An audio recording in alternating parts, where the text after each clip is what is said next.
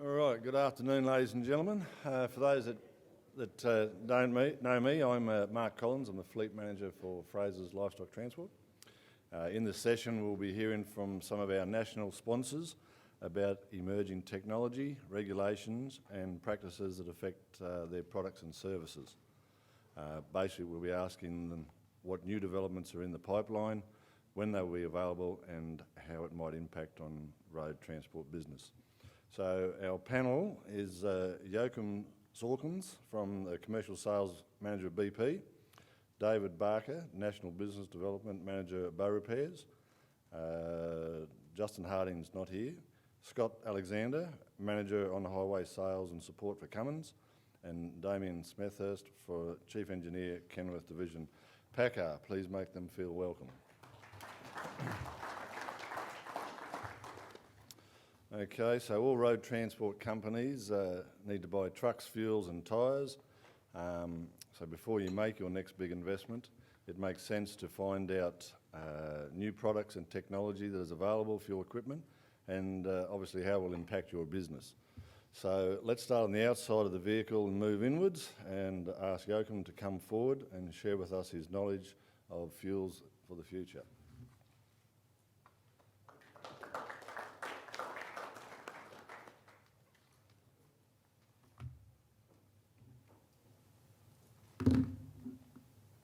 So I want you to imagine a situation when someone knocks on your door and says, I've got this device, this product that will save you 10 to 20% of your fuel use. All you need to do is attach these magnets, this swirl device, put this item in your tank. It changes the molecular structure of the fuel. And by the way, the oil companies hate us. Now, the reality is that if this person had a device that would save 20% of fuel, he wouldn't be selling door to door. He'd be sitting in the Caribbean, having sold it to us for $100 million, and I would own the market if I could save 20% of fuel. What this has done is it means that as operators, you're very suspicious. You're very suspicious of someone who comes and says, I've got something that will save you fuel. And the number of times that I've talked to our customers about what we can do to help make you more efficient, and I get that's absolute bullshit, I don't want to talk about that situation. And what I want to do is walk you through, I guess, an innovation that we have that we're using that will actually save you diesel, that will actually save you money. The reality is that a diesel motor does reduce in efficiency and does reduce in power over time. And I'm going to talk to you about the reason why that is.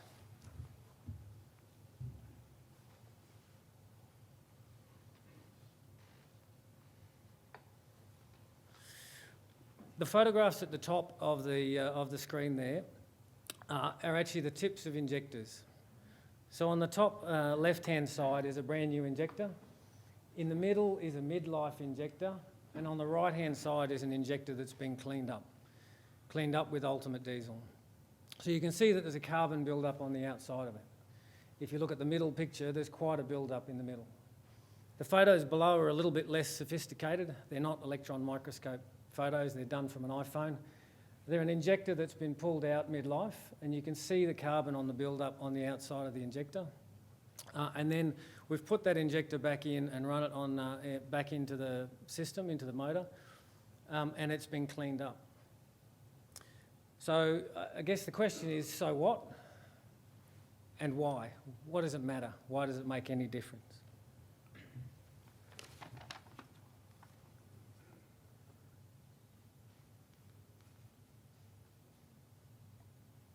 I don't actually, yep.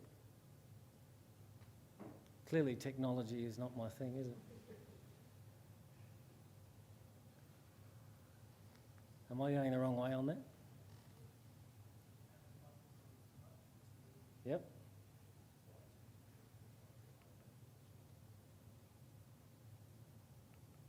Okay.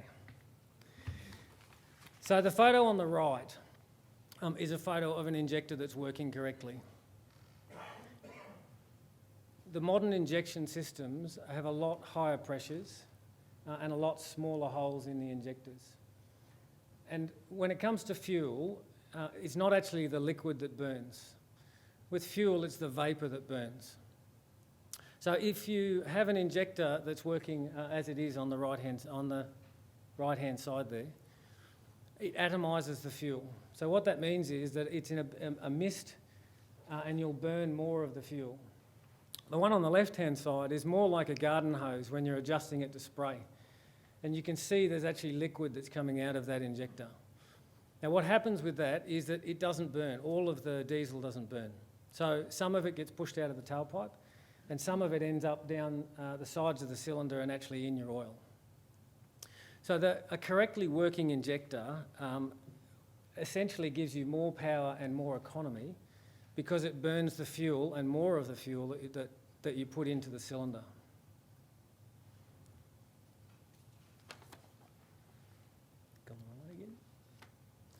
So ultimate diesel, I guess one of the questions that I get asked quite a lot is, so why would BP sell me a product that means that I use less of the product that I sell, right? That's the snake oil part coming out. The reality is if I can make you more efficient and more cost effective, then you save more money. If you save more money, you win more business. If you win more business, I sell you more diesel. So ultimate diesel, the way that it works is it cleans your injectors. It makes those injectors work the way they're supposed to work, and therefore you use less diesel because you're burning the diesel that you're putting into the cylinder. So our customers, so we've got early adopters who are using this, customers like Nolan's, like Lindsay's. And from a rail point of view, we've got Horizon and V-Line. A lot of the mines are actually using this product. And they're using it essentially because they've done independent tests. So we've done bench tests. We have all of the scientific tests to demonstrate that it works. But the reality is, unless it works in your business, unless it works where you drive trucks, then there's no point using it. All of those businesses have now adopted it and are using it wherever they can get it because they're making savings. So the savings are up to 3.8%. That you can make from a trucking point of view. In addition to that, we get feedback from the drivers that say we get an extra gear up the hill and an extra 10 or 12 k's an hour up the hill. The reality is, with Ultimate Diesel, is that it does clean up your injectors, it does give you more power, and it does save you money. So I'd encourage everyone to have a conversation about Ultimate Diesel. Not to dismiss and to, I guess, think of the snake oil that's been presented to you for the last 5-10 years, because technology has changed and things have changed. Thanks.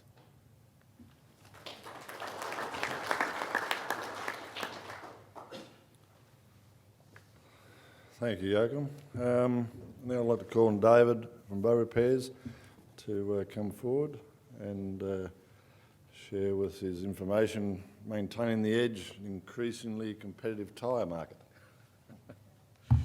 Thank you.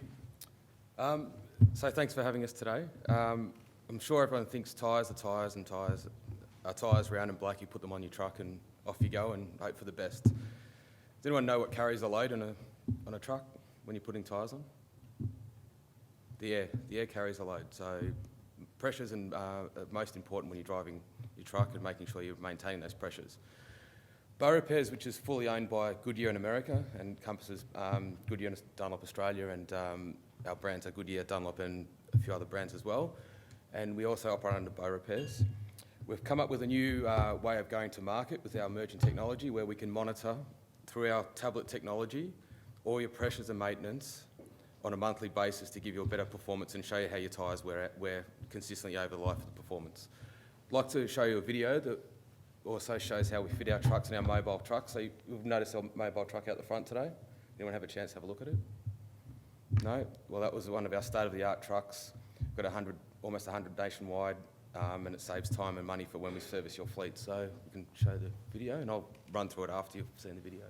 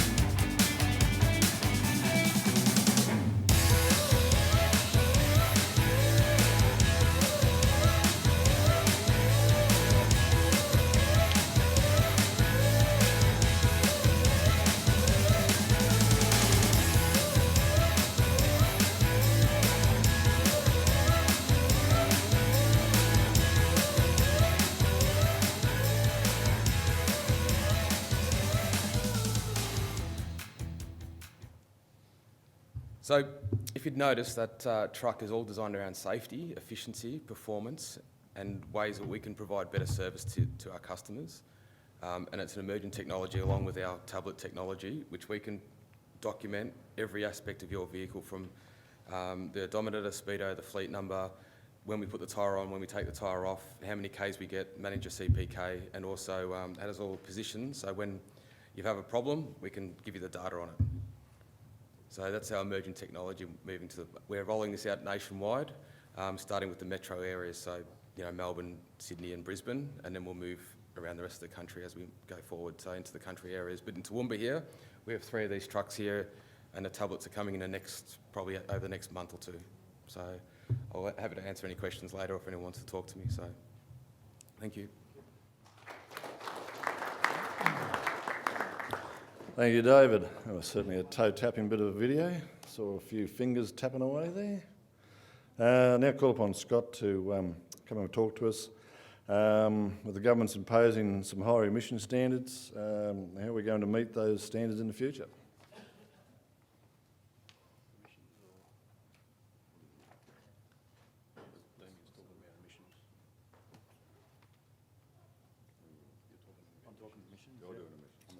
We'll see.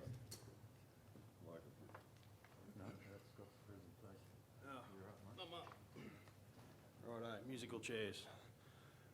Hello folks, my name's Scott Alexander, work for Cummins. The ALRTA asked me to do a short presentation, maximum of 5 minutes, just on any new potential new technologies coming to market. So yeah, I've got 5 slides, so I'll keep it brief. Going to be talking about connected solutions. Connected solutions, what is it? Essentially what it is we have a whole marry of different information that we can pull out of our electronic control module, the ECM on the engine. And with that, it's such a powerful unit that we thought, how do we utilise that to help our customer base? So essentially what it is that we will be working with your existing telematics providers. So you've got obviously a large percentage, I would suggest, today have got their own telematics system. What this system does is actually works with you as a customer, and we work very closely with your telematics provider and determine exactly what you want to be looking at. So this particular system here is called Connected Diagnostics. How it works is essentially it takes the information from your engine out of the vehicle and transmits it through up into the cloud, and essentially it stores all this myriad of information sitting in the cloud. Now, as you as a customer, you can decide exactly what it is that you want to see, and we've got a vehicle running at the moment here in this country, which we're running on trial. I've actually, monitoring that truck at the moment on my phone. And this is essentially what you would see on your own phone, is you would have visibility on all of the different potential fault codes that may come up. So when you do see an issue, that it will present you with a fault code, an explanation on what that fault code is, and the next steps on what you need to do, whether you can actually fix that vehicle yourself on the side of the road, or you need to call somebody to come out and have a look at it.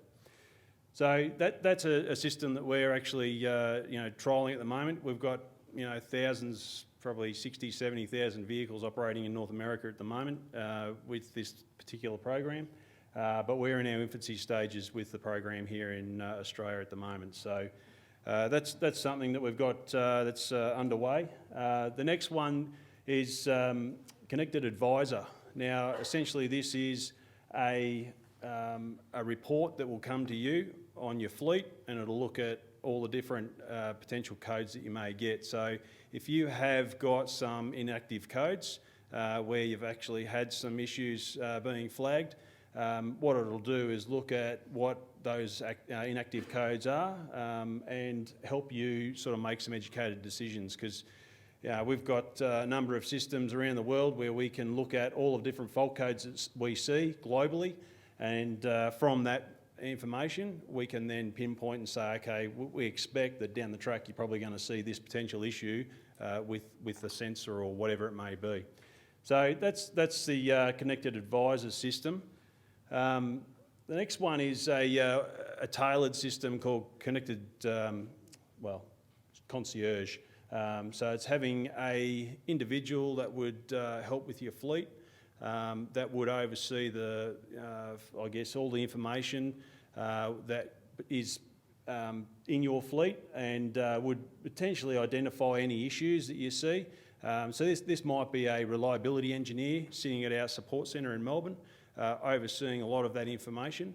And if they see that you have a potential with number 5 injector, for example, might not be performing as well as the other 5 injectors in the engine, we'll be able to contact you and say, hey, listen, we think that injector in particular is going to fail. So that's to the level where we want to get to, and this is some of the stuff that we're working towards for the future. The next one is over-the-air programming. So what we want to do here is be in a position where you as a customer, if you want to change some calibrations, maybe you want to change horsepower on particular vehicles in the fleet without having to wheel that into a shop to get that actually uploaded into the ECM, we can do that over the air. So as a driver's driving down the road, we're downloading that code into the ECM. By the time the driver stops, turns the key off, turns the key switch back on, that code's into that vehicle. So, there's some things that are happening down the track that will help us, with productivity and reliability and keep, the uptime of your vehicles. So, there's other things that we are looking at too, like with geofencing, like speed limits and that type of thing, that, potentially down the track, you run from one state to the next, or you might run into a certain location where, let's say it goes from 100 back to 90, you can geofence it, set the road speed, and it'll just automatically get to that point and change road speed. So there's a lot of technology and advancements happening, and we're in that process. So that's it for me. Thank you.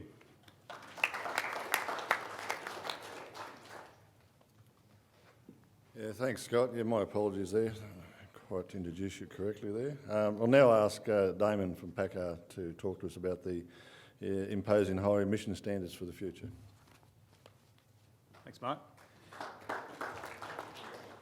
Yeah, I thought I'd talk a bit about emerging regulation rather than technology, and there's plenty coming down that space. I thought I'd talk about a subject that generally sends a shiver down most customers' spines when they think about it, and it's vehicle emission legislation. I can see the hands in faces already. But specifically ADR 804 or Euro 6. I've been part of many emission legislation programs at Kenworth over the years, and they're not much fun. But the last one we went through was back in 2011 with ADR 803 or Euro 5. And this one's coming down the pipe. So last November, the government issued a RIS, a Regulatory Impact Statement, or a draft statement outlining this emission law. I'm a bit surprised that it didn't come a little earlier than it has. I think there's, with the turnover in government and so forth, probably slipped down the priority list a little bit, but given the VW scenarios of recent times, I think it'll automatically got some more priority of recent times. So what it does is assess the environmental impacts and the financial benefits of introducing Euro 6 into Australia. It covers both light vehicles and heavy vehicles, but I'll focus mainly on the heavy side today. So from an environmental perspective, the benefits quoted in the RIS include a 70% reduction in hydrocarbons, an 80% reduction in NOx or nitrous oxides, and a 50 to 60% reduction in the size of the particulates that are allowable. It also states that the impact in urban areas is about 10 times that of the impact in rural areas. Okay, but there's no provision to differentiate between the two areas at this point in time. From a financial perspective, The modelling's been done based over a 25-year time horizon from 2016 through to 2040. And the RIS calculates that introducing Euro 6 would really reduce healthcare costs in the order of $2.36 billion. Okay, a lot of the benefits are around that healthcare cost avoidance and reducing the burden on our healthcare systems. And I'm sure we'll all support that. But on the other side, the implementation costs are quoted at $2.1 billion over that same period. Okay, netting a benefit of $264 million over that 25-year period. So the RIS proposed timing is in 2020. Okay, it probably sounds a little bit far away, but it's not that far away. It's really only one buying cycle for many of you operators. So it's been issued, it's been drafted, and the government's asking for feedback of industry and stakeholders, and we're all in the middle of providing that feedback to them. That's required by March of next year. So what does this really mean to you as customers? Well, it does add a level of complexity, again, to the design of the truck. The likely solution for most manufacturers will be emerging of after-treatment technologies with SCR and EGR combined in order to meet those levels of emission control. It will more than likely require some onboard diagnostics in order to monitor the effectiveness of those after-treatment systems and to ensure compliance, which is something we don't have a lot of today. So I guess that bottom line is that's going to add some additional cost. We're estimating between $5,000 and $15,000 per truck in order to add those systems to each vehicle. However, we will have a cleaner truck than we have today, and we'll certainly have a reduced carbon footprint as a result. So a plug to finish off, from an integrated trucking solution perspective, the solutions that we come up with to meet these in our Australian conditions are certainly going to be very different to the solutions that exist in the US, and certainly very different to the solutions that exist in Australia, in Europe. But we can certainly learn a lot from those other parts of the world, but I guess my team of 100 engineers down at Bayswater are dedicated to coming up with those solutions that meet your needs, and specifically for your applications and for your businesses. And they'll continue to work really hard over the coming years to ensure that we can minimise the cost and the impacts of this emerging regulation on your businesses and on your applications. So thank you very much. Watch this space.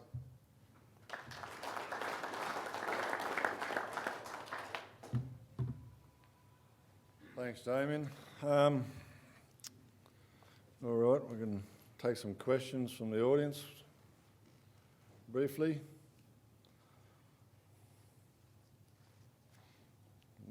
He's done well. I've answered all the questions.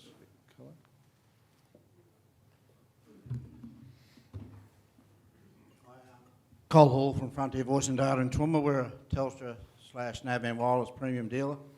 I have a question for Scott regarding the information that's coming out of the Cummins engine there.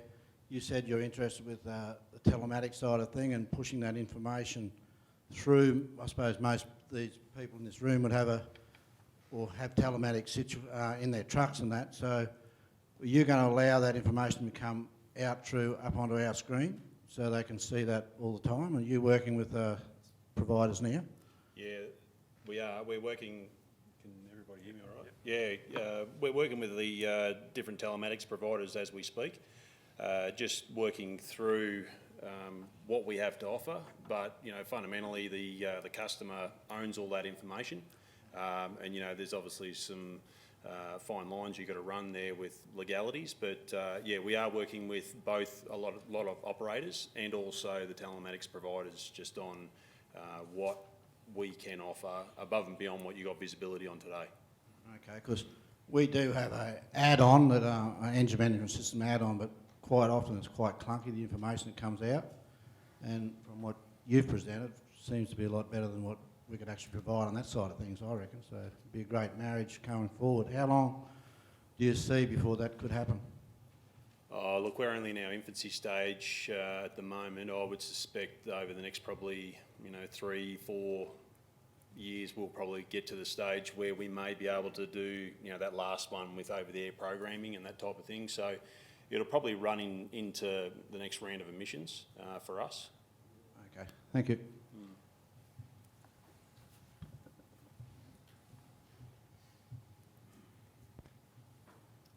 Any more questions? Want to move on to the next panel, Colleen? All right. Can you put your hands together, please, and thank the panel?